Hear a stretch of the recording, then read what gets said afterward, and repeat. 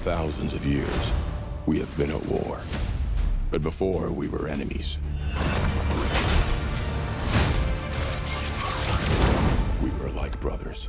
I appreciate you having my back. No matter what.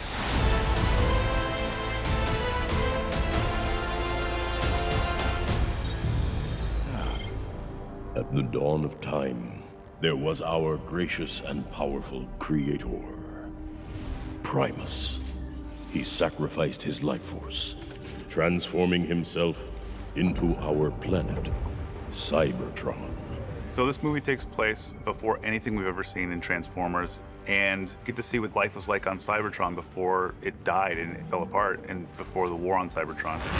And from day one, this story was always going to be kind of a tragedy with these characters, Orion Pax, who eventually will become Optimus Prime, and D16, who eventually will become Megatron. We've been talking about the origin story probably since after the first movie because it is such a dynamic story, and it is so rare to find a story that is only about character. We had created a room of writers to decide what to do with the live-action franchise going forward, and we had always talked about Optimus and Megatron as friends in the beginning, as brothers, but we knew we could never make that movie in live action.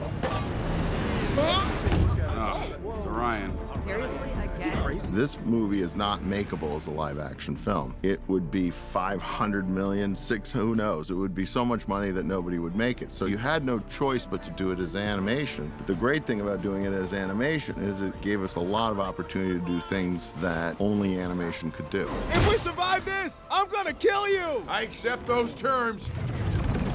Obviously, this is the first animated movie since the original Transformers the movie in 1986. This movie is something that we feel fans have been looking for, and something we feel showcased the real personality of our Transformer characters in a way that the live-action movies never could. A cave with teeth. Nothing scary about that. Knives coming out of the ceiling. Amazing. I'm fascinated with Origins just to see the absolute beginning of Optimus and Megatron, like the fact that they were actually brothers, like really close, best friends, and what unfolded and how they became who they are. Listen. There's something very epic about the Transformers and about the universe that they live in. It's elemental. It's like it is good versus evil. Why did you do that? Why? It's kind of Shakespearean in a way. You see this struggle, this sort of interplay of friendship and the rise and fall of that friendship. Don't worry about it. Yeah, but be careful. I got it. Our proof is inside, and you're spilling it everywhere. I got it. Having a buddy story, a kind of rags to riches prophecy buddy story in the world of Cybertron was very cool. Taking two characters who are best friends and leading them down this path where by the end they're going to be iconic mortal enemies. I was like, oh, that's a really fun journey to go on. Every decision that I made making this film, I would always come back to the relationship between Orion Pax and D16 and how they became enemies, starting as close friends, and think about their relationship and how every design, every element is really supporting that story. It's time to show them we are more than meets the eye. That's great. The last one? Yeah. The first time I met Josh Cooley, there was a great sense of trust I had within his vision. He had such passion and enthusiasm for the world, a huge amount of knowledge and understanding, and you know there was going to be epic visuals, and the animation was going to be fantastic. That's intense. But at the heart of it, he wanted to get down to what the point of the story was that we were telling, which was about these two individuals, the journey of self-discovery, but about a friendship that unfortunately ends up in a space where the two of them become enemies. But Josh's passion and detail and nuance was incredible, and it was a lot of fun to work with him. Okay, listen, D16, I may be a little dusty, but Corroded, that is too far. That's great. Awesome. Josh's excitement is really contagious. And I love that when we want to go back to these stories that we grew up with, you want somebody who truly cares about it, somebody who you felt like sat right on the sofa with you Saturday morning eating a bowl of cereal. And that's who Josh is. First time giving a pep talk. You're inspiring. You can envision a better future that no one else can see. I am an enormous fan of Josh Cooley, our director. I absolutely love his brain. I love his work so much. Josh Cooley, as a director and as a human being, is second to none. I thought Josh's work on Toy Story 4 was really outstanding. You could tell that he was a real filmmaker. You know, Josh is obviously incredible with story. He's incredible with character. He's incredible with his actors. And he's great at getting the best out of people. Josh had a great way of getting the best out of all of us, where he let us be artists, he let us be filmmakers and storytellers. Josh is like, how do we make this the best possible movie ever? He's an animation wizard, first of all, and he's got so much childlike kind of enthusiasm for it. And he wants this to feel like we're out here playing with our toys and we're having a great, great time, but also is dialed into these characters and their journey and wanting to make sure it feels real and that it hits with the impact of something that's real drama. Josh has been in this business a really, really, really long time. You know, Josh's career was primarily at Pixar. He started as a story artist and worked his way up to obviously directing and won the Academy Award for Toy Story 4. He cares about everybody. He gives everybody the time they need. And as a director, he's unbelievably impressive in all aspects. Not only just as a director, he's also an artist, which is incredibly important to have somebody who can really draw and draw storyboards and stuff like that as a part of an animated movie. And he's a writer. So that trifecta of talent, to work with that has been incredible because you don't always get that in a director. And when you do, it's like you hit the jackpot. We don't even have to win. No, that's good because we wouldn't. Motion capture is usually used towards the end of production. But we decided, like, what would happen if we used it at the beginning? Almost like using it like storyboards. So we would create really rough storyboards and then go onto the motion capture stage at ILM. We had actual actors, like motion capture artists, in suits. And so we were able to kind of block out these scenes. It was great because I got to direct the movie almost like a play before we animated it. And that way, the blocking became a lot more organic because you had like real people interacting with each other. Great. Cut. It was a new way of thinking of motion capture as a previs/storyboard technique. The animation style is absolutely insane. It's beautiful. The texture of the images is so complex. It doesn't look animated. I mean, it does and it doesn't at the same time. They really created something that feels completely unique to this Transformers. I mean, it's incredible. Like, if I were a kid watching this, I don't know, I'd literally be drooling and like losing my mind because it's just so detailed and so real. The visuals were stunning, the colors, the tones, the detail just felt fresh and unique and exciting. It doesn't feel like something we've seen before, and that's really hard to do. You know, we always talked about this as not being animation and not being photo real. It's somewhere in between. It's almost immersive. It was the intention to make this film feel as if it is real without looking like it is real. It's a whole different look that you've never seen before. You started out Spider-Verse on sort of the more cartoony side, and we wanted to take it in the opposite direction where it's almost a hyper photoreal, but we didn't want to go photoreal. We always wanted to feel like there was a handmade quality to it, almost like concept art come to life, but it still has the physics of a real world, the lighting, the weight, to make it feel really believable and like there's real heft to these characters. Throughout the movie, you feel like you can almost reach out and touch every one of our characters because they feel hard and metal, metallic, and it really creates a vision that people are gonna be really surprised by. Follow me as we march on Iacon and I take down Sentinel once and for all! This movie brings it all. It's got scale and scope and comedy and action and drama. And this film builds from minute one all the way to the end. I've sat and had the pleasure of watching audiences see this movie in early forms, and pretty much the last 15 minutes of the movie, they don't move. They are transfixed because the pacing and the action and the drama is amazing, and that really goes down to Josh's leadership in knowing how to tell a story. You have betrayed Cybertron and its citizens, and you betrayed me.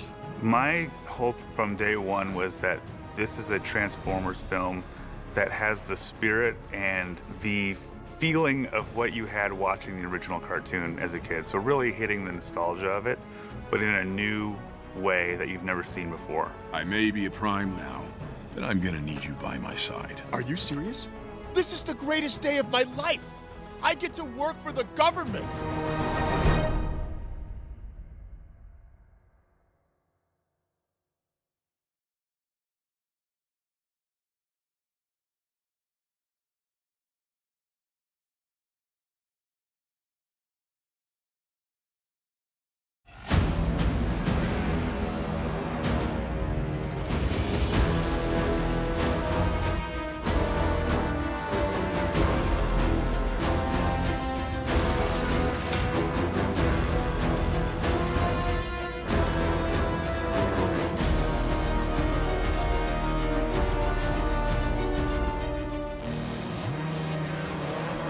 Cybertron as a planet also is almost a character in the movie, and we took a lot of care in building it. I can do this. And the creation of it really started with what was in Josh's head. One of the things that got me excited about this film was seeing what Cybertron would look like in its heyday. Did not want it to just be a big gray ball in the sky. It's a world like we've never seen it before. No, we've never seen Cybertron this way before. In the past, Cybertron has really been looked at as a very sort of metallic and in somewhat cold feeling place. Typically, what we've showed of Cybertron in the past has been sort of a limited palette because it's a society that's crumbling, it's very metallic, it's kind of dark. This is a time period where the planet is in its full sort of glory, if you would. So it allowed really a full use of your imagination, both visually and also stylistically. We pulled together a ton of reference, just different color palettes, photographs of different types of metal, all sorts of things that could be an inspiration. So we really used a lot of research of minerals and metals that are colorful as our inspiration. And we hired Jason Shire, our production designer. Jason just dove into that and started painting, and he's an amazing painter, and he paints so fast. And Jason and his crew created the vision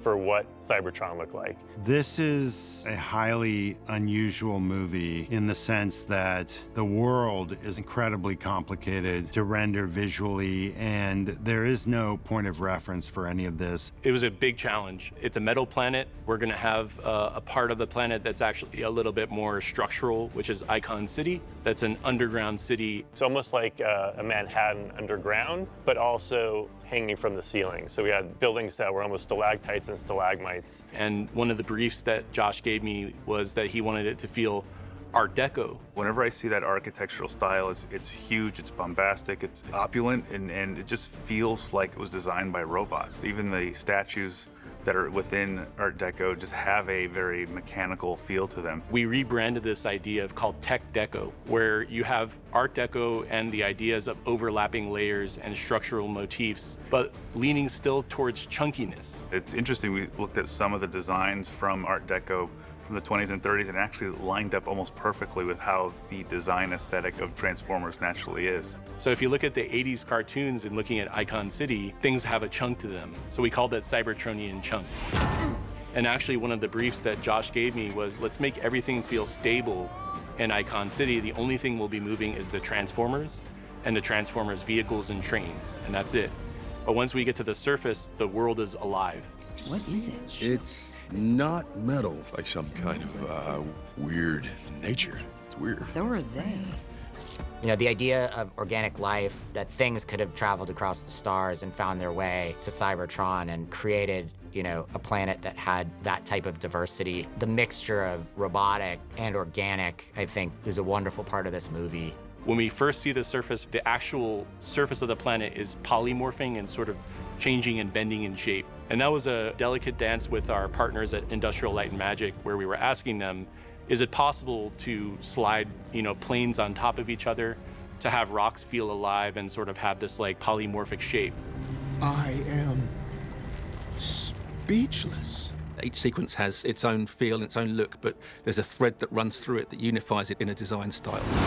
So I think one of the sequences that's technically really impressive is Alpha Trion is telling the story of the primes and using the dust that's within the cave that he's in. So he brings to life the story by animating the metallic dust in the cave, and the metallic dust swirls around and it forms the characters in the story and it integrates with the characters in the cave, and it's beautifully executed, and it's a real masterclass of effects simulation.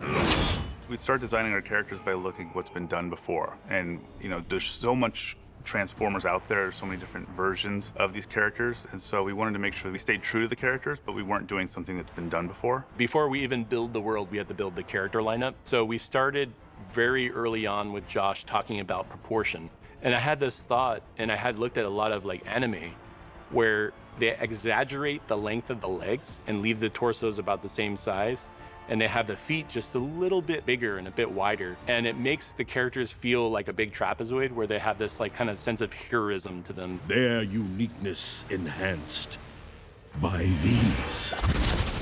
A lot of it comes down to established color identity. If you look at Optimus, for example, he's the red, that silverish color, that metal color, and the blue. And there's always this little accent in there, which is a complement, which is that yellow, which is around his belt line. And if you look at D16, who becomes Megatron, it's those fierce red eyes, it's those big iconic shoulders, and then those big black feet.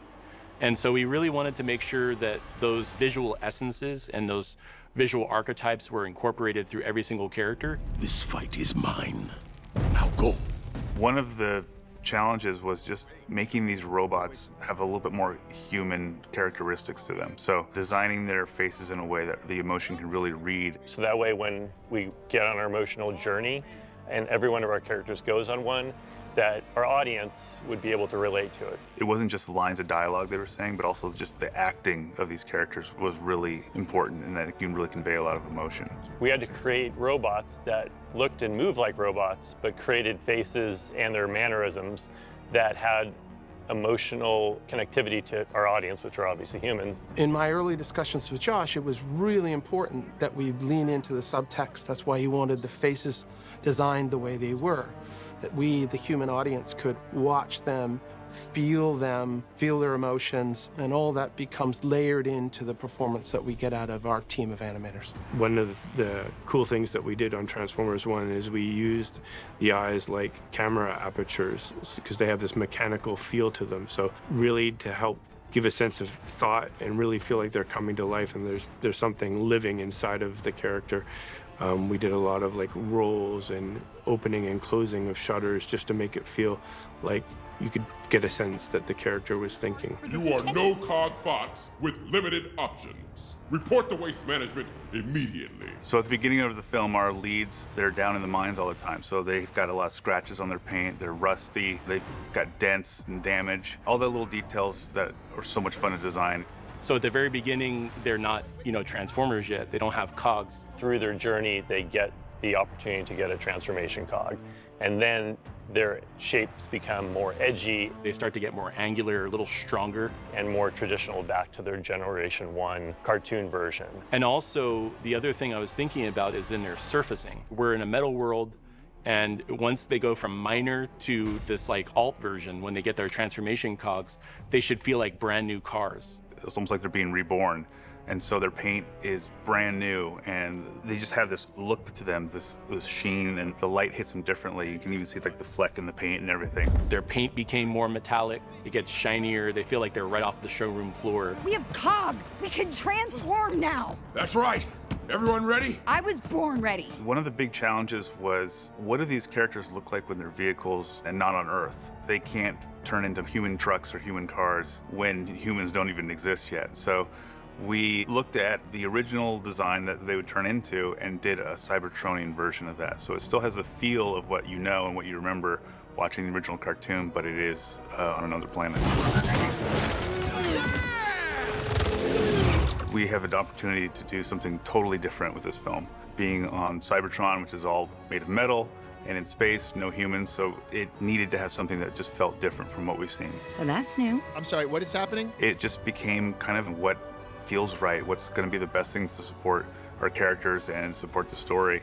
And we ended up on this look that I'm thrilled with. Here, all are truly Autobots. I am Optimus Prime.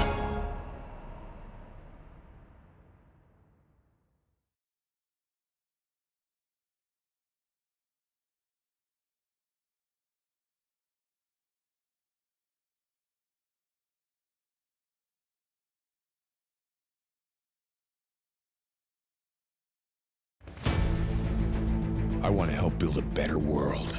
Like you said, we can be so much more. Maybe it's just me, but he's different. You're here, and you're not me! My friends, my Cybertronian family. I see strength in you.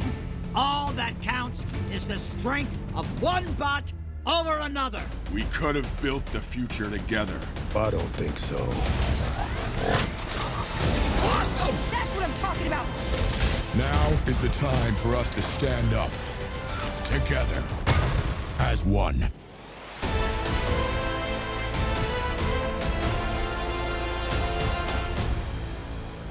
The cast on this movie is insane.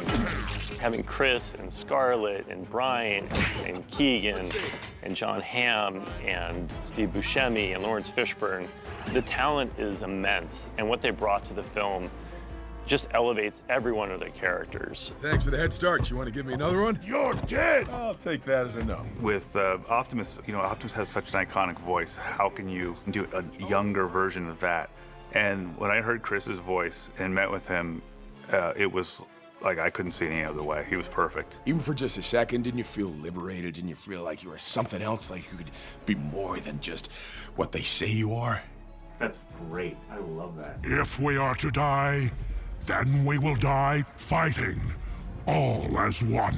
Peter Cullen has this great, wise, deep tenor of a man who has lived a long life and who has seen right and wrong played out a long time. That's not Orion Pax. Orion Pax hasn't seen that, so you needed a younger person to play it. So Peter Cullen has voiced the character of Optimus Prime for over 4 decades now, and it was certainly a huge amount of anxiety and trepidation coming into this. Big shoes to fill for sure, but I used everything that he had done as inspiration and influence, and I feel honored to be alongside him now. So finding the voice for Orion Pax was a lot of fun. When you do that, we put it in because it just feels so natural. Yeah, it's really it works really well. Yeah. What was great about Chris was he's got a pretty deep tenor, so it's not hard to imagine that, later on he's an older Optimus Prime. You can understand where it's coming from. This world has secrets you can't even imagine. This is the character before he becomes Optimus Prime, so it did have to have a different vocal quality and different rhythm to it. We didn't want to mimic what Peter Cullen had done. We have a sort of slight indication of it, I think, through the film as the evolution occurs and the growth occurs. But we wanted there to be a spontaneity and a looseness to the character which was unexpected, and it'll give audiences something unique, and it was fun to explore. If we did have cogs, I'd transform into a shovel and beat you. I don't like how fast you answered that. A lot of the comedy from Optimus comes from Chris Hemsworth. First time giving a pep talk. He is very funny. He riffed a lot of the kind of attitude and looseness of Orion Pax. You said you were never going to mention that again. The fun of a young Optimus is straight up Chris. If you personally handed him the matrix of leadership that you found. Okay, stop. I know what you're trying to do, and it's definitely working. I'm in. With Megatron, I wanted to have a Megatron that's not just a bad guy the whole time. Obviously, he needs to be friends with Orion, so it was important to get somebody who could play the evil stuff, but then could also go the complete opposite way and play somebody who's extremely likable, somebody you want to hang out around with, someone you want to be friends with. And all of those are Brian Tyree Henry. He is all of that. I can't believe we get to watch from the starting line, the best seats in the house. Why'd you bring jetpacks? When you get the call to request you as Megatron, I mean, what do? It still doesn't truly feel like it happened, and that I'll be a part of the pantheon that is Transformers as one of the greatest arch nemesis of all time. My inner child was going insane. Oh, it's really cool. And what I loved the most about playing D16 was to really find the heart of who he was before everything turned. And the biggest thing you find out about D16 is that he truly is about fighting injustice. He really wants to right the wrongs that have happened. He doesn't like being deceived. You watch this disillusionment happen in him. And I just wanted people to really care about that. There was one session I remember with Brian where he really needed to get dark, and it was an intense session. It was amazing to watch because I didn't want to interrupt. I literally thought to myself, the best thing I could do is shut up right now and just let him go. And it was pretty amazing just to see him like literally transform into Megatron, and hearing the turn in his voice happen was really impressive. I'm done saving you. I love that. You tricked me into running, which got us stuck down here in this waste hole with this, really cool guy. Oh, thank you. With B, we've always seen Bumblebee as in live action films as a silent character, and we went the opposite direction. He hasn't lost his voice yet, so we made him extremely talkative, and he never stops talking. And luckily, I had worked with Keegan earlier on another film, and so talking to him about Bumblebee was easy, and he totally got it, and thankfully he said yeah. So, and Keegan can say any line of dialogue, and it's funny. That's just a fact. Orion, look! Orion! I have knife hands! I can see that. I'm gonna cut these guys, watch! B-127, I really enjoyed being able to give him a voice, and all the clever work that they've done over the last few movies where he speaks through the radio that's inside of the Volkswagen and stuff like that. I always found very clever. It's what endears him to people, because he's like a silent movie star in these movies. But now we get to imbue him with personality and point of view through his voice. What? And I was really honored that I got the opportunity to do that. Badassatron. You like that, right? I'm gonna need you to talk less. And the perfect person to pair him up with is Alita, who doesn't take any guff from anybody. I'd also worked with Scarlett Johansson on another project, and as I was reading Alita's lines, I just saw Scarlett. It was just her. How much Energon have you mined under my leadership? So much! Alita, what? I think she's a character that has a lot of integrity. She's a born leader. She's kind of a type A personality who is a little bit of a control freak. So not sure why Josh Cooley reached out to me. I told you to evacuate. I did, eventually. If I get fired because of you. Oh, please. They're not gonna fire you. Alita 1, you're fired. What? Just based on the personality of Alita, the attitude, the strength, the self-belief, Scarlett was always our first choice. Having an actress with the sort of acting chops and this, I think, iconic voice, it really could never have been anyone else. You will explain everything that's happened using words that reflect me in a very positive light. Got it? Yeah, okay, deal. Scarlett brings Scarlett to the role. When you think of other characters that she's played and how tough she is on camera, she brings all of that history with her. My point is that your instincts tell you to break protocol for a reason. This blind optimism that you have is why you make such bold and courageous choices. It was important that Alita 1 was not just a side character or somebody that leaned into the frame and said something funny. I really wanted her character to affect the story in a major way. And Orion can only become Optimus with her support and with her guidance. And that was something that I talked about with Scarlett, and she really loved, and Chris loved it as well. And it was like, let's make this a real group effort. That I plucked the cogs from your newborn chests? Forced you to mine so that I could pay off the quintessons and live like a king? John Hamm has a fantastic voice, but also his acting is just phenomenal. I'm absolutely thrilled with his performance in this, and he brought that real, almost like a politician flair to his character, which just made him just even more fun to destroy. Sentinel Prime is our protector. He's been saving us from the quintessons ever since. You have not been saved. You've been living a lie. I saw the truth with my own eyes. Come. I will show you. That's awesome. There we go. I love it. Lawrence Fishburne's voice just has the weight and importance of a Transformer, and somebody that you need to listen to. Anytime he speaks, says anything at all, even if it's like, can you hand me that pencil? You're like, yes, I'll do whatever you need. Lawrence Fishburne is just a voice that you want to hear rock you to sleep all the time. Like, once I heard him come on screen, I was like, can't believe I'm sharing screen time with this masterclass of a person. All are one. All right, wake them up. Now, are you spies or just incompetent lackeys? For Starscream, Buscemi was our first choice, and he was perfect. I'm such a huge fan of everybody on our cast, but Buscemi, I've been watching his films forever, and so it was such a treat and a joy to talk to him about it. And I was walking him through our pages and talking to him about it.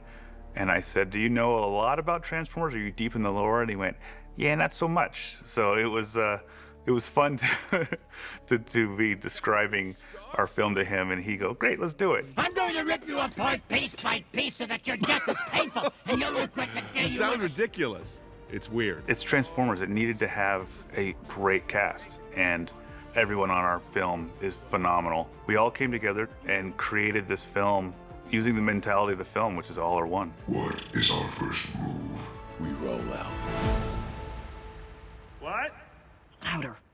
Transform and roll out!